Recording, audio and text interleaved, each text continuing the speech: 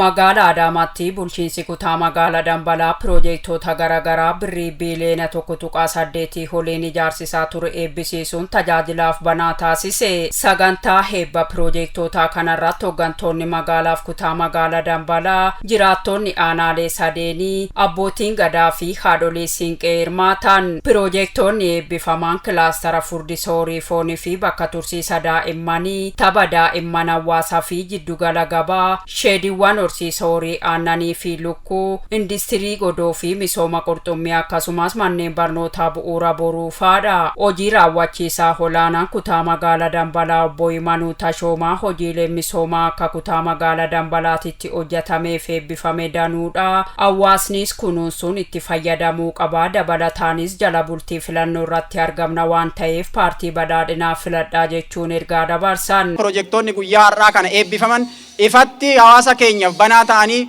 hawaasni keenya sadarkaadhaan jiru akka irraa fayyadamuu danda'u asumaan kaasuun barbaada. Hojiileen misoomaa bara kana akka kutaa magaalaa keenyatti hojjennee fi baroottan darban hojjetaman walitti idaanee yoo laallu guutuu isaanii hawaasni keenya sadarkaadhaan kan irraa fayyadamaa dhufee fi paartiin keenya waan dubbate qabatamaadhaan lafatti kan argisiisu kan immoo hawaasni keenya sadarkaadhaan irraa fayyadamuu danda'e ta'uusaa haala qabatama kutaa magaalaa keenyatiin lafarratti ilaaluun kan danda'amu ta'uusaa kaasuun barbaada. Waan hojjechuu dandeenyu hojii keenyaa fi injifannoo waggoottan shanan dabarsine qabatamaadhaan lafarratti mul'atuun mirkaneessuun ni danda'ama waan ta'eef carraa kanaan irra deebi'ee keessattiyyuu paartiin keessan paartiin badhaadhinnaa bara kana marsaa 7ffaa injifannoodhaan akka goolabuuf ummanni keenya bal'aan kaardii filannoo fudhattan hundi keessanuyyuu paartii keessan paartii dhaloota egeree paartii keessan waan fuulduratti Itoophiyaan fakkaachuu dandeessu kaayyeffatee karoorfatee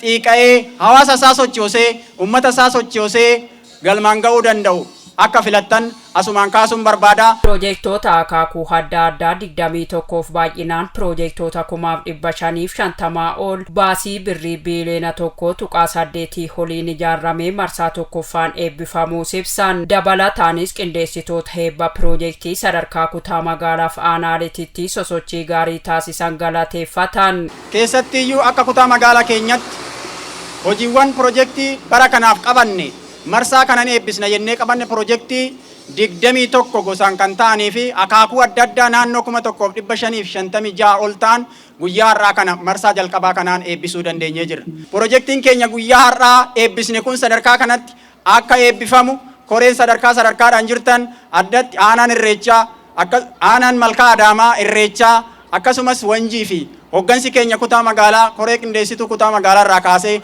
ummanni bal'aan dargaggoonni fi dubartoonni mooyyuu miidhagina addaatti hortanii pirojeektiin keenya sadarkaa kanatti akka eebbifamu waan gootaniif irra deebi'ee baay'ee galatoomaadhaa kabajamaa jechuun barbaada. Keessummaa kabajaa ta'uu saganticha irratti kan argamaniif ergaa kan dabarsan afayyaa mana maree magaalaa Adaamaa aadde Eebba Beejibbaa paartiin badhaadhinaa hojii nan hojjedha jedhee waadaa galee hundaa goolabuun kan eebbisiisuu fi hawaasnis akka irraa fayyadamu kan taasisuudha. Hojiin hojjetamu qulqullinaa fi ariitiin akkasumas baay'inaan ammaas itti fufuu qaba jechuun ergaa dabarsan. Paartiin keenya badhaadhinni waadaa galee qofa raawwatu hafuu osoo hin taane kan raawwate qabatamaan ammoo uummanni akka itti fayyadamu yeroodhaan pirojeektiiwwan gurguddaa eebbisiisaa dhufuun isaanii beekama.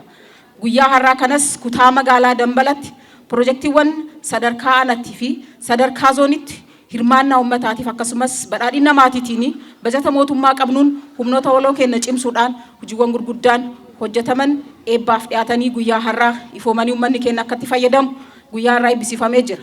Uummanni keenya bal'aan keessattuu badhaadhinni hojiiwwan hojjetaman kana bal'inaan yeroodhaan eebbisiisaa uummanni keenyas bu'aa irraa argataa jiraachuun isaanii beekama. Keessattuu paartiin keenya hojiiwwan raawwataa jiru kana keessatti lakkoofsaan osoo hin taane baay'inaan qulqullinaan ariitiidhaan bu'aawwan argaman sonatti dabaluudhaanis yeroodhaan hojiiwwan hojjetamaniif beekamtii kennaa dhufuun isaanii yaadatama. Hirmaattonni sagantaa Eebba pirojeektotaa marsaa tokkoffaa irratti hirmaatan pirojeektota eebbifaman kunuunsuun kan itti fayyadaman ta'uu ibsan. Gammachuun kun gammachumatti nu waa aanuuf barri kun bara gaariitti nu waa diddiiraaf mircaan kun immoo alamiidhaan nu waa maraxamuudhaaf. Mootummaa keenya sin galateeffannaa seeraan kabajaan shamarroota qabanii jaartii qabanii jaarsa qabanii duudhaa qabanii akka nu hordofan nuis gaafii cimaadhaan gaafii nageenyaatiin gaafii gadaatiin gaafii adbaariitiin gaafii tulluutiin isaan galateeffanna.